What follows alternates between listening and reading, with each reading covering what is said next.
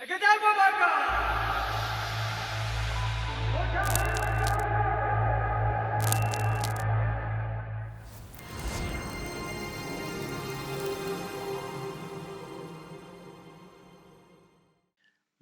Dives.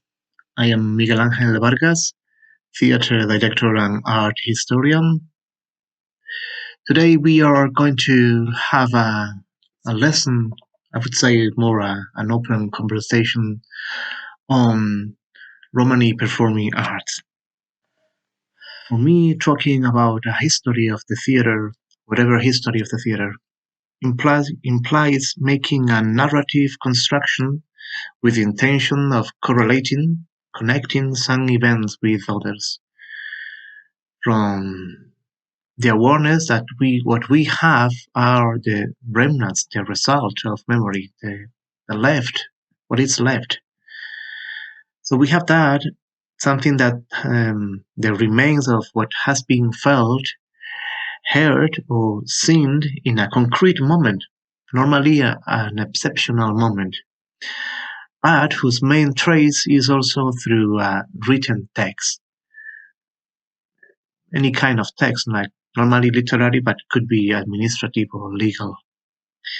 And that written text is normally correlated with an image. So that's all we have from that special moment of the history of theater. If we do it, in addition, if we do that in specifying the examples within the history of the Roma people field,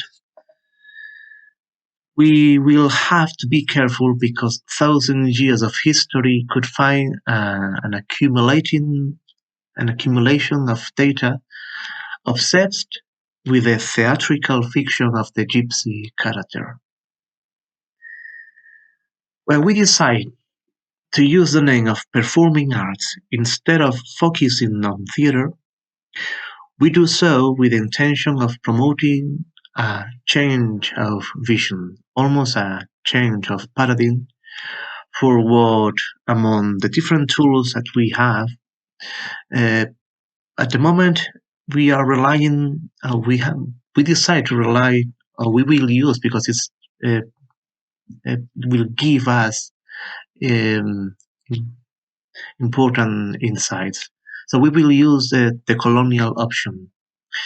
And we use that because it's a way to escape from the need for an accumulated knowledge that can only be reached with vast amounts of time and resources. At the moment, we don't have that. So let's say that from that my position as a theater artist, Spanish, strongly influenced by the debate around flamenco, makes the surely limited and fragmented vision that I offer the result of the needs of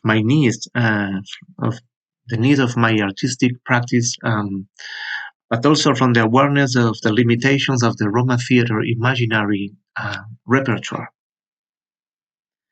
So this lesson, this conversation will be divided into 3 sections. The Roma paradigm of Romani performing arts, the narrative of the region, and the gypsy fantasy of modernity. We will use the metaphor of the Romani path, the Romani way, not to follow the romantic vision, but to be able to explain some of the very different Romani theater experiences. On one side or the other side of the path, we would find the 2 ways of presenting ourselves, of appearing on the public or just being present. On one side of the road, the public artistic discourses of modernity, and the other side of the road, the function of one's art in one's own community as a form of recognition and as a form of being. What is outside of modernity as a context of the social performativity of Roman identities, is reflected on the sources, but also what is done inside the community, but there is no, in theory, documented testimony. So let's proceed to the first section. Romani paradigm of Romani Performing Arts. Beyond the historical concatenation of data and the ultimate position that the episodes relating to the Roma performing arts tend to have within the general history of Roma, we agree with Dr.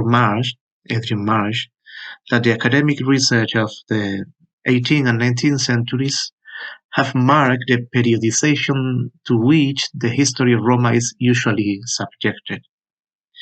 But not only the chronology, but the mere classification of Roma genres or performative experiences are organized, mentioned, analyzed, and classified insofar as customs, folklore, or even art, authentic or not.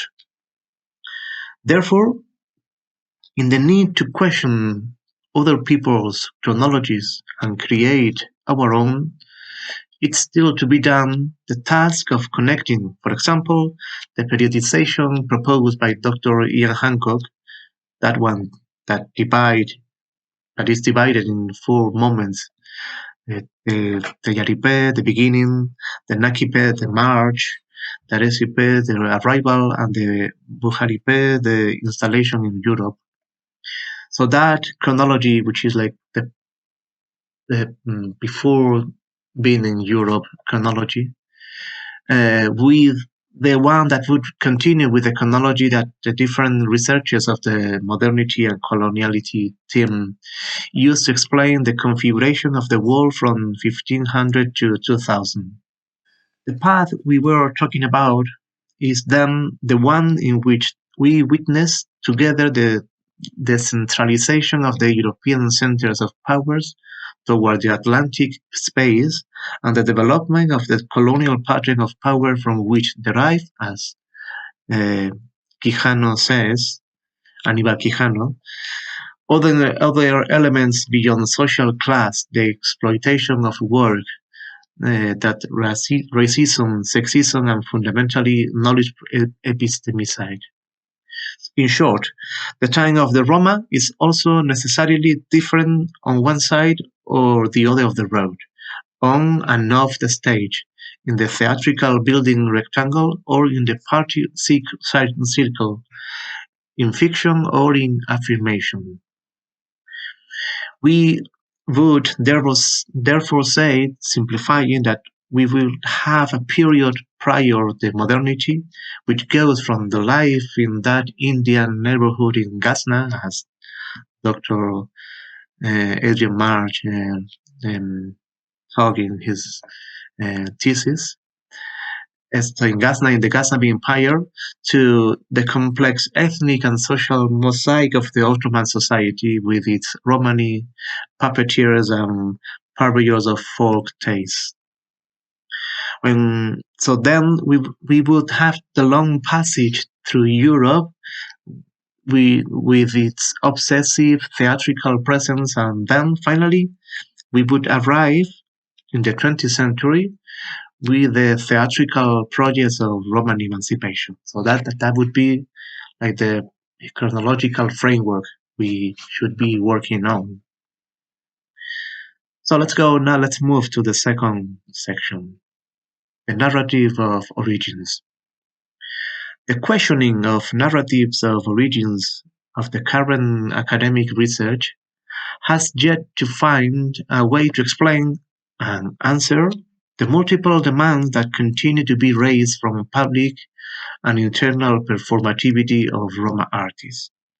That is to say, on the one hand, we have the trope of the journey of the Roma through music as an element of theatrical demand. It has become a commonplace in the repertoires of many Roma artists and theater companies, but it is also true that in the multiple processes of emancipation reflected in the theater, there is a need to connect with this common past, which have become resignified, for sure, but they are also part of the traditional legacies. It is very tempting to explain yourself by building a genealogy that connects you with the past in order to articulate discourses of group belonging. This is where the differences arise in the Romani world, in the way of, we relate to rituality. On one side, or in the other side of the road, as a way of connecting, as Mircea Eliade would say, to an illo tempore, to at that time, to an already unknown past, but that is imagined with performative images that are built to revive it. Modernity will make this an obsession and will break so Roma people see it and live it. So modernity will break the secret of the circle, creating a false passage from the reed to the stage on the other side of the road. The Roma theatrical experiences documented, that is, of true Roma artists that participate in theatrical events where gypsy characters are interpreted, speak to us about survival strategies, negotiation of public identity, and resistance even in spite of the unintended exposure. The Roma read and the theatrical read as intersections of public interest are therefore always in tension and alive.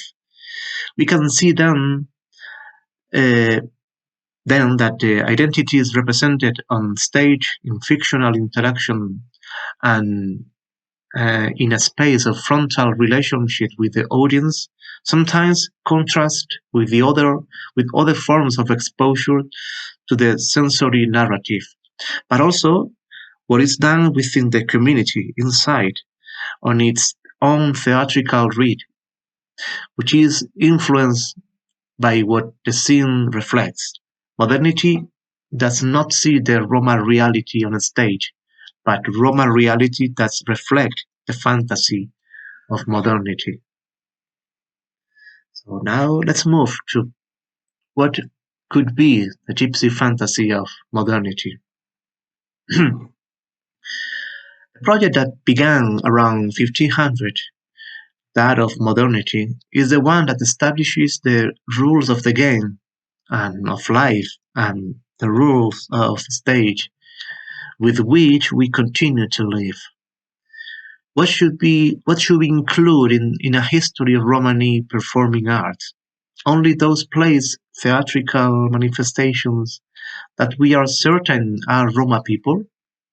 Should we consider as part of our repertoires in almost all the languages of European countries works that have Roma characters? We usually analyze the image of the Roma in the history of art, that is, paintings and so on. Almost, so we normally analyze that almost with an eye of anthropological reconstruction, the dresses, the gestures, the poses. But we do not usually think that these images are reflections of theatrical shows. The great compilations of Roma in literature and the theatrical texts as part of literature usually show us how the machine of producing differences, as Walter Mignolo would name it, so how the machine of producing differences works within the parameters of the internal colonial difference of the empires of Europe. Jews and Roma became internally colonized in Europe, the barbarians among us, whose public images show the gain of rejection of the authorities and that of attraction of the public. Outside the theater building, we find Roma participating in numerous public shows. It could be as specialists in animals shows or acrobatics or religious courtships as well-known dancers or in royal masquerades as part of the discourses of the ethnic diversity of the empires. The privileged position of some artists gives legitimacy to the policies that favor the nationalization of Roma as part of the machinery of exploitation. The contrast, not always reflected on the scene on the stage, is said by the slavery situation of the jesters in Romania or the Gitanos in Spain in 1749. So that I could make like a parenthesis with this. In the case of Spain, for example, which I know very, very much, there was this kind of dual schizophrenia, or it's like a social schizophrenia, because the Spanish state had for more than 12 years around 9,000, 10,000 Roma people in jails and different institutions working as slaves for the state. But at the same time, you could see hundreds of plays in the theaters of Sevilla, Madrid, and Barcelona with characters who were Roma, like funny Roma characters. The Gypsy Festival on stage changed with the arrival of the Enlightenment and the reaction of the new national bourgeoisies. The fantasy of gypsy life haunts Europe and America, and the narrative of the backwardness of authentic Roma is exported to world exhibitions. The usurpation of memory is total on stage. The repetition of the gypsy theatrical imaginary through photography and engravings and other devices. Let's think, for example, the bottles of sherry wine with the tags in which you could have images of gitanos. So that image is exported to world exhibition.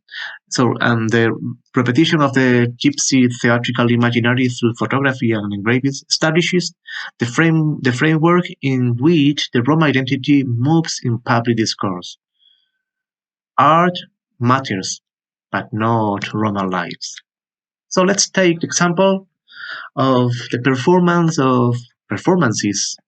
It was a season of the flamenco dancer Juana la Macarrona, who was named the Queen of the Gitanos in Paris, at the Universal Exhibition in Paris 1889 as part of a company of Spanish gitanas.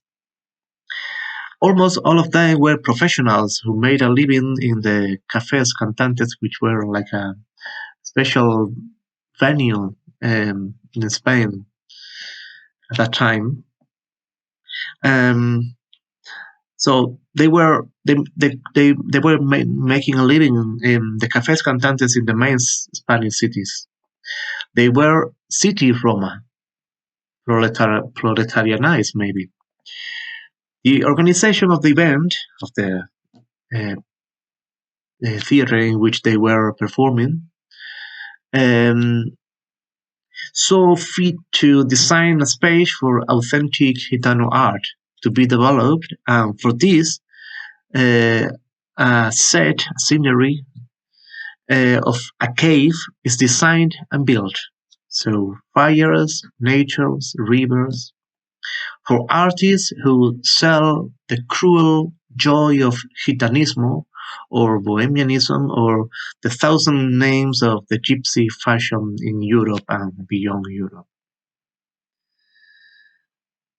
The refuge in the public manifestation of the faith, mostly the Catholic faith, through the participation or creation of brotherhoods is understood from the articulation strategies of citizen claim after traumatic episodes of persecution. The theatrical logistical knowledge of religious rituality demonstrate a knowledge of the techniques of organizing space and time. Again, The path of the theatrical journey of the Romani artist finds a crossroad from which otherness can be lived. Roma who specialize in public shows with animals tend to have similar treatment. Gitano bullfighting or the ursari in Romania, from the limits of the non-fictional representation of the direct relationship with domesticated nature, promote a form of acceptance of Roma rituals in public spaces. The extreme experiences of the horror, the attraction of to the abyss, the blood and death, draw a performativity of the Roma aesthetic experience that from Orientalism connects directly with modern art and the avant-garde. All these accumulated experiences, shared many times in wall exhibitions, international tours of Romani artists, and the emergence of Romani intelligentsia in countries like Russia, all these mark the way, after the consequences of the Second World War and the processes of the decolonization and the political reorganization of the blocs, to the theatrical experiences linked to processes of cultural emancipation. For example, Romain, Teatro Romain, Roma Teatro Pralipe, Di Ballo Romatán, La Cuadra de Sevilla, Mario Maya, Fernanda Romero, and many more are the names linked to multiple and diverse Roma theatrical projects to articulate a contemporary Roma identity. The limits of the gypsy fantasy of modernity are continually questioned. The complaint, the denunciation, becomes part of the repertoire, although we must establish that the institutionalization of many of these projects, due to the lack of control of the agendas and because the way they are constricted within the policies of promotion of national identities, has contributed to a withdrawal of the possibilities of creating new imaginaries. The decline and the disappearance of many of these emancipatory theatrical projects has resulted, on the one hand, in the exacerbation of community performance Romani spaces, and on the other, the reappearance of disruptive Roma discourses. Both of them speak to us of the need to get out of the limits of the role that we have been given to represent in the public space and continue with the creation of new spaces of our own control. So now let's open the debate, and I hope I can also learn from my colleagues.